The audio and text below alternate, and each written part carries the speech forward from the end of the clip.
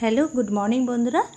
আমার আরেকটি নতুন ব্লগে সকল বন্ধুদেরকে অনেক স্বাগত আর অনেক ভালোবাসা দিয়ে ব্লগটি শুরু করলাম তোমাদেরকে সাথে নিয়ে। এখন ঘড়ির কাঁটায় বাজে সকাল 6:30 আর এখান থেকেই শুরু করলাম বন্ধুরা। তা দেখো বন্ধুরা, আজকের ভিডিওটি আশা করছি তোমাদের ভালো লেগে থাকবে। ভিডিওটি একদমই অন্যরকম, তা প্রথম থেকে শেষ পর্যন্ত দেখবার জন্য বন্ধুদের কাছে অনুরোধ রইল।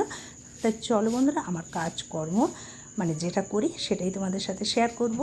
দেখো, তোমাদের সাথে কথা বলতে বলতে না আমার উঠোনটাও ঝাড় দেওয়া হয়ে গেল।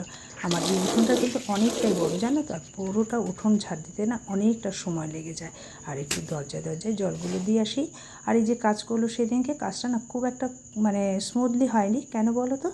জলটা দিলে যে জলটা চট করে বেরিয়ে যাবে সেটাও না। এই যে যখনই জল দেবো তখনই আবার ঝাঁটা দিয়ে ওটাকে কাচাতে হবে। আর জায়গায় জায়গায় জল জমে যাচ্ছে আর শ্যাওলা হয়ে যাচ্ছে। এটা কিন্তু ভীষণ একটা ভয়ের ব্যাপার, জানো। স্লিপ করে যখন তখন পড়ে যেতে পারি। আমি কি আমার বর কি যেই হোক, দেখবে পড়ে গেলে সে কিন্তু ব্যথা পাবে না। বর বলছে কাজটা আবার করে দেবো। তা দেখো বন্ধুরা, এখানটা আমি ময়লাটা আর কি জড়ো করে রাখি, প্রত্যেক দিনের ময়লা। বেশ অনেকটা ময়লা হলে এই যে বস্তায় ভরে দিলাম। তারপরে বর আবার ফেলে দিয়ে আসবে যেখানে আর কি ময়লাগুলো সমস্ত থাকে। তা দেখো, আমি কিন্তু বাসি জামা কাপড় চেঞ্জ করে ব্রাশটা করে নিয়েছি। ব্রাশটা করে নিয়ে সবার প্রথমে চলে এলাম রান্নাঘরে। দেখবে বন্ধুরা, রান্নাঘরটা না আমাদের কিন্তু মেয়ে ছেলেদের অনেকটা সময় জুড়েই থাকে রান্নাঘরটা। আর রান্নাঘরটা একটু পরিষ্কার বেশি আমার মনে হয় যেন থাকলে ভালো হয়। শুনেছি নাকি রান্নাঘরেই লক্ষ্মী ঠাকুরের বাস থাকে সব সময়। আর আমি কিন্তু এটাই চেষ্টা করি, রান্নাঘরে এঁঠো বাসনগুলো একদম জড়ো করি না। সে তুমি রাতেই বলো আর দুপুরেই বলো, রাতে তো একদম সমস্ত বাসন মেজে ঘরটা পরিষ্কার করে তারপরে শুতে যাই, জানো। সে যত রাতই হোক না কেন।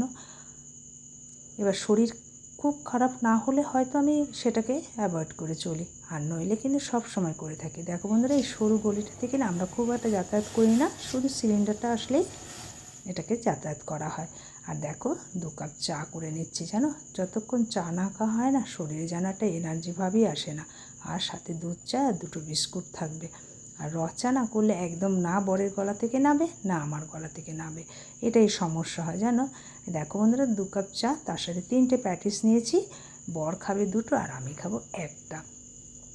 তা বর খেয়ে বেরিয়ে গেছে, আজকে আর টিফিন করতে হয়নি। সে টিফিন খাবে না, বললো এত গরমে আমি খাবো না কিচ্ছু, চলে গেছে। আর আমি আমার কাজে লেগে গেছি। সবার প্রথমে আলনাটা একটু গুছিয়ে নিচ্ছি, কেননা কালকেই ভাঁজ করে রেখেছিলাম আর আলনায় সেভাবে রাখা হয়নি, জানো। আলনায় রেখে দিয়ে আমি চলে এলাম আমাদের শোবার ঘরে। একটু ঘরটা পরিষ্কার করে নিই, মুছে নিই খাটটাটগুলো। দেখো, প্রত্যেক দিন কিন্তু মোছা হয়, জানো তো। কোথার থেকে যে ধুলো চলে আসে সত্যি ভগবান জানে। এই গরমকালটা এই রকমই অবস্থা হয়। আর পর্দাটা কাচবো বলে পর্দাটাও একটু খুলে নিলাম। আর দেখবে সবসময় তো আমাদের মানে কাচা ধোয়া তো থাকেই না, জামা কাপড় থেকে। আর আমাদের বেশি নোংরা হয়, জানো। দোকানের জামা কাপড় একটু দেখবে, অফিসে চাকরি টাকরি থেকে তাদের তুলনায় একটু বেশিই ময়লা হয়।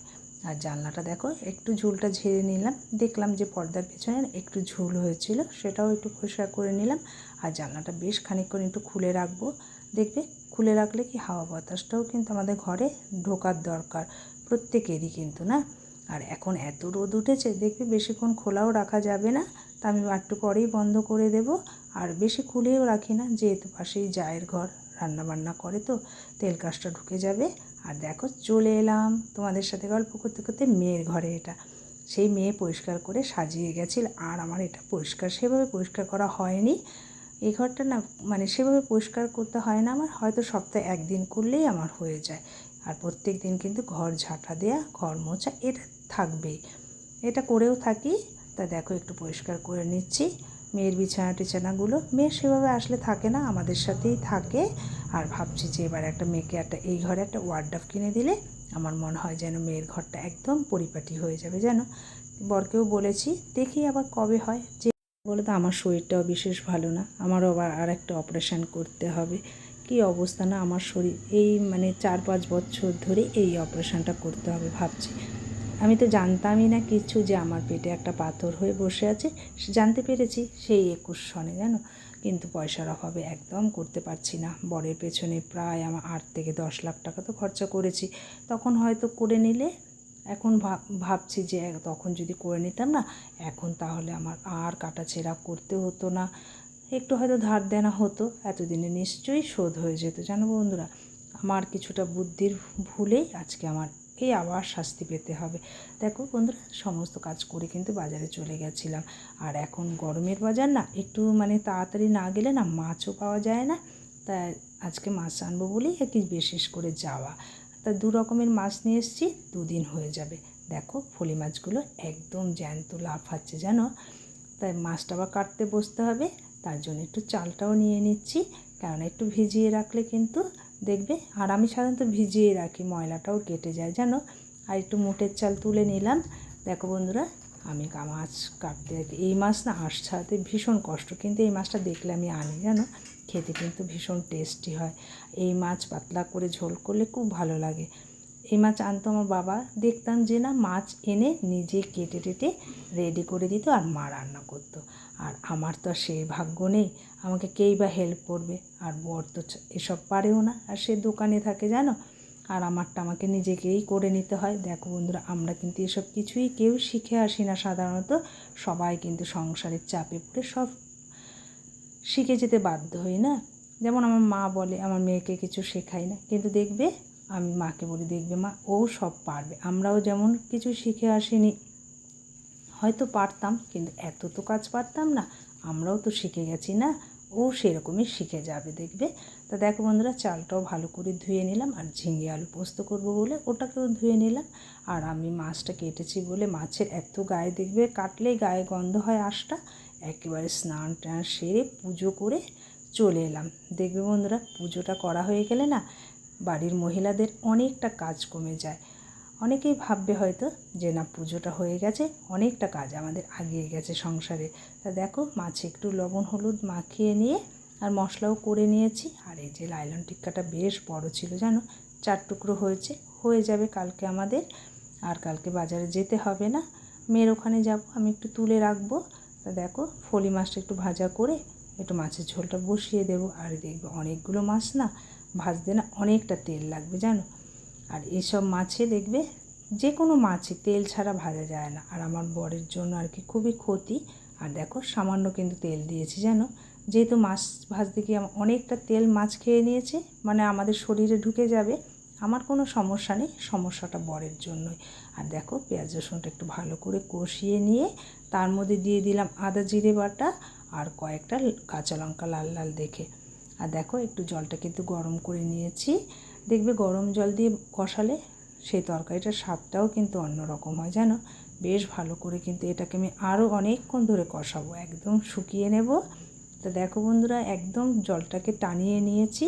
এবার পরিমাণ মতন ঝোল করে নেব, খুব বেশি রাখবো না, একটু গামাখা করে নেব যাতে খেতে পারে, যেহেতু ডাল আজকে করিনি, শুধু ঝিঙে আলু পোস্ত আর এই মাছের, এই দিয়েই খাওয়া হয়ে যাবে। আর অনেকগুলো মাছ আছে জানো।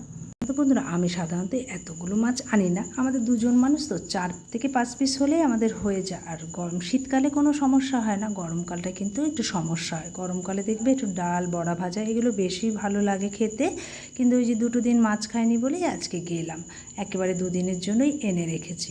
দেখো আমার রান্না বান্না কমপ্লিট করে নিলাম, এবার রান্নাঘরটা একটু মুছে পরিষ্কার করে নিই, বাসন যেগুলো আছে সেগুলোও মেজে নেব। আর দেখবে আমি না সাধারণত বাসনগুলো একদমই জড়ো করি না, যখন এটা তখনই বাসনটা মেজে নিই, তাহলে কিন্তু আমার কাজ অনেকটা হালকা হয়, আমার যেন মনে হয় এইভাবে করলে। আর দেখবে এখন এত গরম পড়েছে না, গরমে বেশিক্ষণ রান্নাঘর তো ভালোই লাগে, রান্না কেন কোনো কাজই ভালো লাগে না, কিন্তু আমাদের সংসারের কাজ তো করতেই হবে বলো, এটা তো আমাদের মানে কিছু করার নেই না। তাই দেখো আমি গ্যাস ওভেনটাও একটু পরিষ্কার করে নিচ্ছি, আর ঝিকগুলোও মেজে নিলাম ভালো করে, সেগুলো আবার ঠিকঠাক করে রেখে ঢেকে রাখবো প্লাই দিয়ে।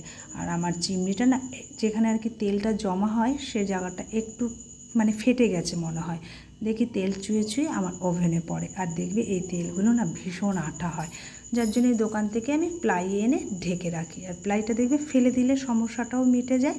তো দেখো বন্ধুরা, আমার কাজকর্ম একদম কমপ্লিট হয়ে গেছে। রান্নাঘরটা সাধারণত এইভাবেই পরিষ্কার করে রাখি। আর দেখো প্রত্যেক দিন কিন্তু আমি ডিপ ক্লিন করি না, মাসে একবার করে রান্নাঘরটা ডিপ ক্লিন করি। গুলো একটু বোটা ছাড়িয়ে ভালো করে ধুয়ে জলটা ঝরে যাওয়ার পরে আমি একটা বক্সে রেখে দেবো। আর ভাত খাওয়ার সময় কোনো সমস্যা হয় না। আমার আবার একটুখানি লঙ্কা খাওয়ার খুব অভ্যেস পাতে, যেহেতু এখন তরকারি একদমই ঝাল হয় না। দেখো বড় চলে এসছে, ভাতটা বেড়ে নিয়েছি। আর এই যে মাছের ঝোল করেছি।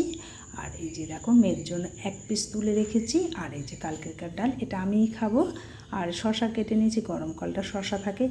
তো দেখো বন্ধুরা, সন্ধেবেলা চলে এসেছি মার্কেটে। বললাম না আজকে ভিডিওটা একটু অন্যরকম, তাই দেখো মার্কেটে কীর্তনের একটা আয়োজন করা হয়েছে। সবাই মিলে খুব আনন্দ করব। আর সমস্ত যারা যারা মার্কেটে ব্যবসা করে সবার বউয়েরা এসছে। আর এই বাচ্চাটা দেখলে না, আমার পেছন আর ছাড়ছে না। আমাদেরই পাশের দোকানদারেরই এক ছেলে, খুব মিষ্টি। তা দেখো আমার বর খুব আনন্দের সাথে বাতাসা লুট দিচ্ছে। আমাকেই বলেছিল, কিন্তু আমি আবার বললাম তুমিই দাও। সে আবার দিচ্ছে বাতাসা লুট। খুব এনজয় করেছি আমরা সবাই মিলে। এরকম কীর্তন হলে কিন্তু ভালোই লাগে। আমি তো দেখলাম, আমার খুব ভালো লাগলো। আর এই যে দেখো প্রসাদের আয়োজন করা হয়েছে, সবাইকে এই প্রসাদই দেওয়া হবে যারা যারা যারা এসছে আর কি। দেখো এই যে বউয়েরা কাজ করছে, সব মার্কেটের ব্যবসাদারদের বউ। আর দেখো সবার ঘরে ঘরে কীর্তন নিয়ে একটু ধূপ ধুনা দেখানো হচ্ছে। সমস্ত ব্যবসায়ীদের ঘরে ঘরেই যাওয়া হয়েছে আর কি, এভাবেই। তা সত্যি খুব মজা হয়েছে আজকে রাতটা। তা চলো বন্ধুরা, আজ এই পর্যন্ত রইল। টাটা, অন্য কোনো ব্লগে দেখা হবে তোমার।